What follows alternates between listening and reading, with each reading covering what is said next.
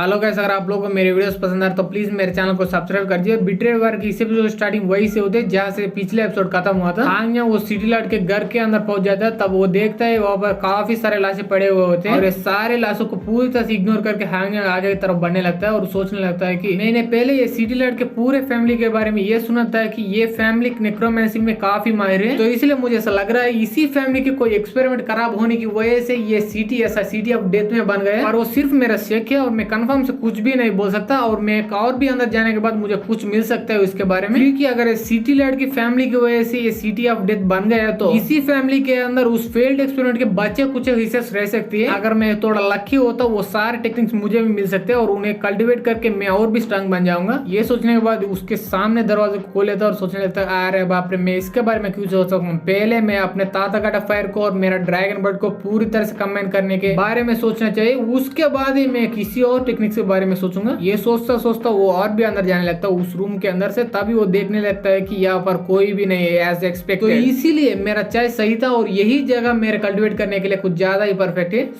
सिर्फ मुझे एक दिन का समय चाहिए वो दोनों तातागढ़ फायर को और ड्रैगन बर्ड को पूरी तरह से कंबाइन करने के लिए, और उसके बाद मैं और भी स्ट्रांग बन जाऊंगा और इसके बाद मैं 70% श्योर हूँ मैं उन दोनों को एक ही साथ में हरा सकता हूँ। और ये सोचने के बाद वहां पर बैठ जाता हूँ मेडिटेट करने के पोज में, और इसके बाद उसके बॉडी के अंदर वो तातागढ़ फायर को और उसके बॉडी के अंदर वो ड्रैगन बर्ड को दोनों को पूरी तरह से कंबाइन कर लगता है। पर वो ये प्रोसेस स्टार्ट करते हुए उसके काफी तकलीफ होने लगता है, पर वो सेहत आ जाता है और ऐसा ही काफी देर बीत जाता है। अभी हांग को कुछ बनक लग जाता है और चिल्लाने लगता है वहां पर कौन है, बाहर आ जाओ। ये सुने तुरंत बात पीछे से एक लेडी गोस्ट आ रहे होते और बोलने लगती है यंग मास्टर आपको इतना चिल्लाने की कोई भी जरूरत नहीं, अब मैं गोस्ट बन गया फिर भी मुझे अच्छी तरह से सुनाई देती है। ये सुने वो हांग अपने मन में सोचने लगता है कि अरे बाप रे, बाहर की तरफ वो मेल गोस्ट और यहाँ पर ये फीमेल गोस्ट, क्या ये सारे गोस्ट मेरे पीछे नहीं छोड़ेंगे क्या। ये सोचने के बाद ये फिर से मेडिटेट करने के लिए बैठ जाता हूँ। ये देखने के बाद ये फीमेल गोस्ट बोल रहे होते हैं यंग लॉर्ड ऐसा लग रहा है आप इंजूर हो गए, क्या आपको मेरी मदद की जरूरत है, अगर आपको चाहिए तो मैं देने के लिए तैयार हूँ। बोलता है कि मैं इंजूर हूँ या नहीं हूँ इससे तुझे घंटा भी फर्क नहीं पड़ता, इसीलिए यहाँ से दफा हो जाओ। ये सुनने के बाद लेडी गोस्ट कहती है मैं आप मर गई हूँ फिर भी मैं एक औरत हूँ, इसीलिए प्लीज आप मुझसे ऐसा कठिन बात मत कीजिए। क्या आपको पता है मुझे मेडिसिन के बारे में अच्छी तरह से पता है, इसीलिए मुझे आपको मदद प्लीज करने दीजिए, मैं आपके अंदर की सारे चोट को ठीक करने के लिए तैयार हूँ। और ये सारे बात सुनने के बाद ये कोई भी रिएक्शन नहीं देता। ये देखने के बाद वो लेडी के उससे पास आते हैं और चिपक के बोल रहे होते हैं कि आपको इतना शर्माने की कोई भी जरूरत नहीं, क्योंकि यहाँ पर हम दोनों के अलावा कोई भी नहीं है, तो इसीलिए प्लीज मेरा मदद लीजिए और आप ठीक हो जाइए। ये सुने बाद हांग तुरंत ही उठ जाता है और उससे धक्का देते बोल रहे होते गाटिया गोस्ट का कि क्या तुझे सच में लगता है तेरे ट्रैप के बारे में मुझे नहीं पता, मुझे अच्छी तरह से पता तू मेरे साथ क्या करना चाहता है। मैं तुझे पहले ही वार्निंग दे चुका हूँ और अब भी फाइनल वार्निंग दे रहा हूँ, अगर तू इसके बाद मेरे सामने आए होगा तो तेरा आत्मा को पूरी तरह से डिस्ट्रॉय करके रख दूं मैं। ये देखने के बाद वो लेडी गोस्ट काफी गुस्सा जाता है और बोलने लगती है तेरी इतनी हिम्मत, मैं इतना प्यार से तुझे बोल रही हूँ फिर भी तू मेरे दया को पूरी तरह से रिजेक्ट कर रहे हो, इसीलिए तू अब मरेगा और तेरे मरने के बाद तेरे अंदर का पूरा लाइफ फोर्स मैं अपने अंदर ऑब्जर्व कर लूंगी। ये बोल के उस लेडी गोस्ट चांगजंग पर एक ब्लैक कलर का गोले जैसा अटैक करने लगता है। ये सुने बाद हांगजंग बोलता है हाँ तो फाइनली अपना असली रंग तो मुझे दिखाई दिया, इसीलिए भी अपना असली रंग तुझे दिखाना चाहता हूँ। ये बोल के वो अपना ग्रेट ताताकाटा फायर को बाहर निकालने लगता है और निकालने के बाद वो पूरी ताताकाटा फायर को उस लेडी गोस्ट के चारों तरफ ऐसा फैलाने लगता है। इसके बाद पहले तो उस गोस्ट को कुछ भी नहीं होता, पर कुछ देर बाद उसकी पूरी बॉडी पर ऐसा असर होने लगता है। ये देखने के बाद ये चिल्लाने लगते हैं कि ऐसा कैसे हो सकता है,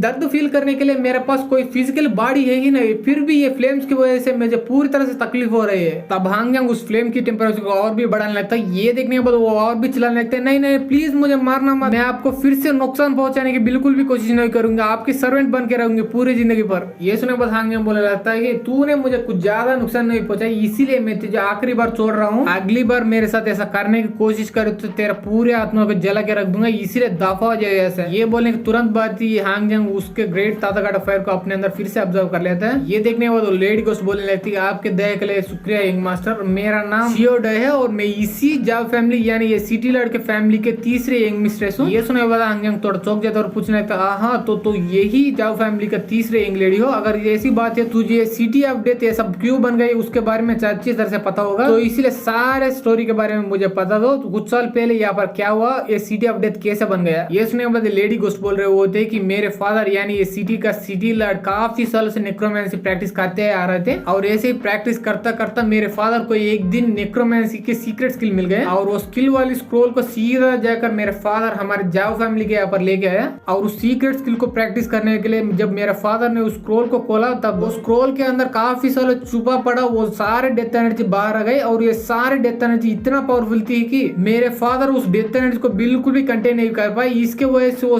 डेथ एनर्जी काफी सारा फैल गई और वो डेथ एनर्जी फैलने की कुछ ही मिनटों के अंदर अंदर हमारे जाओ फैमिली के 400 मेंबर मर गए और वो डेथ एनर्जी हमारे जाओ फैमिली तक ही नहीं रुका, वो सारे सिटी पर फैल गई। इस वजह से सिटी के सारे लोग मर चुके थे। पर यहाँ पे एक अजीब बात ये है कि मेरे जाओ फैमिली के सारे लोगों की सोल को किसी ने यहाँ से लेके गया मेरे अलावा, और वो सारे सोल को किसने लेके गया, कहाँ पर लेके गया, कब लेके गया, उसके बारे में मुझे कुछ भी नहीं पता। ये सुनने के बाद हम अपने मन में सोचने लगता आ रहा है बाप रे, मुझे पहले ही लगा था कि कुछ फेल एक्सपेरिमेंट की वजह से भी ऐसा हुआ होगा। ये सोचने के बाद ये उस लेडी को से पूछता है कि अगर ऐसी बात है तुम यहाँ पर अकेला क्यों रह रहे हो, तुम यहाँ से बाहर भी जा सकते हो, फिर भी तुम यहाँ पर ही क्यों रह रहे हो। ये सुनने के बाद वो लेडी को बोलने लगते हैं हाँ मैं जाने के लिए जा सकती हूँ, पर वहाँ पर जाके मैं क्या करूंगी, वहाँ पर सारे वो कमीने गोश्त छुपा पड़े होंगे और उन सारे गोश्त को देखकर मुझे उल्टी आने लगती है, इसीलिए मैं यहाँ पर ही छुपी पड़ी हूँ ये सारे साल। पर अब आप यहाँ पर आ चुके हैं इसीलिए मैं आपके सर्वेंट जैसा बनकर आपके सेवा पानी करना चाहते हूँ। ये सुनने के बाद हांगे बोलता है क्या तुम सच में पता चल रहा है, तू क्या बोल रहे हो, तुम ये गोश्त हो फिर भी मेरा सेवा पानी कैसे कर सकती हो। ये सुनने के बाद ये लेडी गोश्त बोलने लगे थे मैं गोश्त हूँ फिर भी आप अगर मेरा परमिशन हो तो आप मुझे आसानी से टच कर सकते हैं। ये सुनने के बाद हांगे बोलने लगता है मैं कुछ भी टच करना नहीं चाहता हूँ, इसीलिए ऐसा हरकत मेरे सामने बिल्कुल भी मत करना, पर तुम मुझे किसी और काम में मदद कर सकते हो। ये सारे कमीने गोश्त मुझे काफी ज्यादा तंग करे जा रहे हैं सारे दिन, और अगर तेरे बारे में बात करूँ तो तू एक नेक्रोमेंसर की बेटी है, इसीलिए तुझे भी थोड़ा बहुत तो नेक्रोमेंसी आती होगी, इसीलिए मुझे प्लीज बता दे ये सारे गोश्त से कैसे निपटा जाए। ये सुनने के बाद लेडी गोश्त बोलने लगते हैं मुझे यकीन नहीं हो रहा क्योंकि आपका कल्टीवेशन इतना हाई है फिर भी सारे नल्ले गोश्त से आप क्यों डर रहे हैं। ये सुनने के बाद आगे बोलता है हाँ मैं उन सारे गोश्त को अकेला मार सकता हूँ, पर वो सारे गोश्त को मारने की वजह से मेरे अंदर का कुछ ज्यादा एनर्जी खत्म हो जाएगा और ऐसा मैं बिल्कुल भी नहीं चाहता हूँ क्योंकि मैं इन सारे गोश्त के अलावा कुछ और कमीने बंदे से फाइट करने की जरूरत है, इसीलिए अगर तेरे पास कोई और रास्ता हो वो सारे गोश्त से निपटने के लिए तो बता दे मुझे। ये सुनने के बाद वो लेडी गोश्त अपने अंदर से एक छोटा सा बिल को निकालते हैं और बोलने लगते हैं कि यंग मास्टर मेरे तरफ से आपके लिए छोटा सा गिफ्ट है, इसीलिए प्लीज ये बिल को आप रख लीजिए। ये सुनने के बाद हांगे उस बिल को ले लेता है और बोलने लगता है कि ये तो एक छोटा सा बिल है, इससे क्या होगा। ये सुनने के बाद ये लेडी गोश्त कहने लगते हैं ये ऐसा वैसा बिल नहीं है बल्कि एक सोल बिल है। आपको अच्छी तरह से पता है हमारा जाओ फैमिली काफी सालों से नेक्रोमेंसी स्किल प्रैक्टिस करते आ रहे हैं और ऐसा प्रैक्टिस करता करता हमारे जाओ फैमिली ने इस सोल बिल को बना दिया इस तरह के छोटे मोटे गोश्त से निपटने के लिए ही। ये सुनने के बाद हांगे बोलने लगता आहा तो इसका मतलब ये है कि ये सोल बिल उस सारे गोश्त को कंट्रोल कर सकते हैं, क्या मैं राइट। ये सुनने के बाद लेडी गोश्त बोलने लगता हाँ आपने सही गेस किया, एक बार उस बिल को बजा के देखिए। ये सुनने के बाद हांगे बोलने लगता पर ये सिर्फ छोटा बिल को बजाने की वजह से क्या होगा। ये सुनने के बाद लेडी गोश्त बोलने लगते पहले आप बजा के दीजिए उसके बाद सारे गोश्त यहाँ पर अट्रैक्ट होंगे,